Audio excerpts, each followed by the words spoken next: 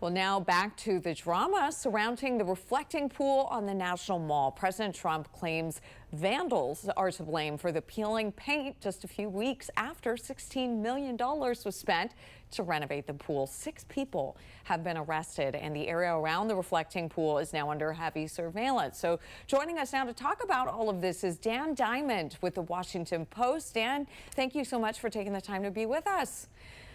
Thanks for having me. And the drama first, Dan, the president posted about vandals first on Saturday. Can you please walk us through how the updates have developed from that point on? Well, my colleagues at the Washington Post and I have been covering this for some days. The president has said that the damage at the reflecting pool, specifically the idea that the pool is now as green as my sweater, that could have been caused, he claims, by deliberate attempts to put algae in the pool. He has said that there are gashes in the pool, gashes that reporters can't seem to locate, and I've asked the White House, the Interior Department, others to provide proof. No proof of it, but the president keeps saying there is damage that has been committed by people with knives.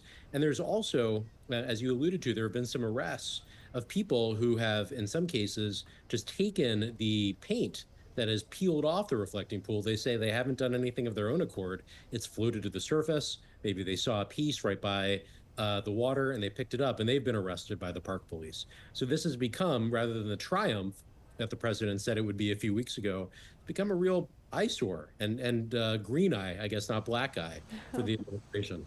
The green, we want to talk about the situation with the algae in a moment, but I want to point out we haven't seen any photos yet of the allegations of vandalism here, but the president did seem to be open to releasing those photos. Are you hearing anything, Dan, more on that?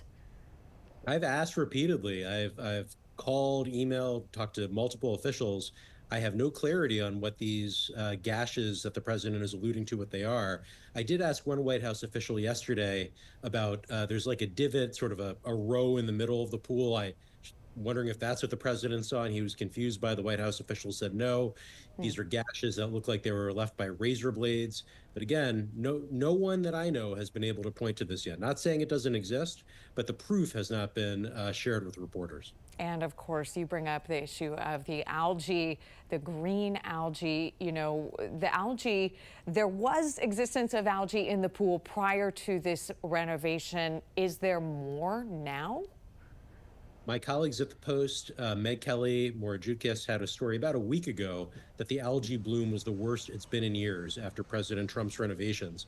And I think what this goes back to is the rapid project that was announced only at the end of April. President Trump said at the time he was going to clean up the pool, fix the leaks, make it shiny, no algae.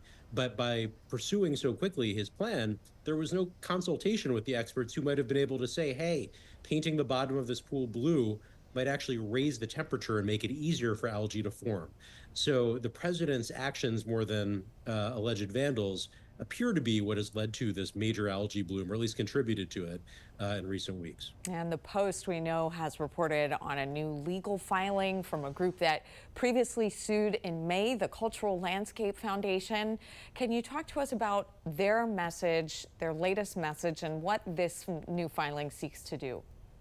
Well, the Cultural Landscape Foundation sued rather quickly after the president announced and began his changes. And this group, it's an advocacy group based here in D.C., they made the point that if the president wanted to address the pool, there is a process to do that. You solicit public comment, you talk about in public what you're going to do, you get expert feedback. That didn't happen here. We found out that the president was doing this when he announced it, I think, in the Oval Office in late April, and it was already underway, his changes to the pool.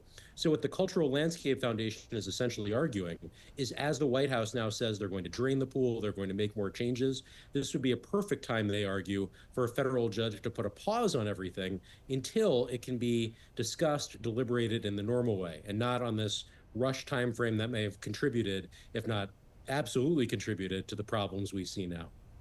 Overall, the security there, the new setup, what message, Dan, does this send to visitors, those hoping to just take in the sights near the Lincoln Memorial?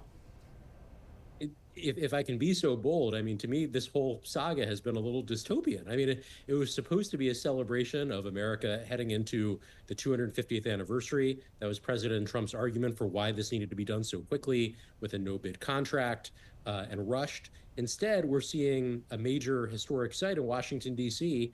that does not look particularly good right now. And there's massive security because of allegations of vandalism. This is completely the opposite of what the goal was with the reflecting pool.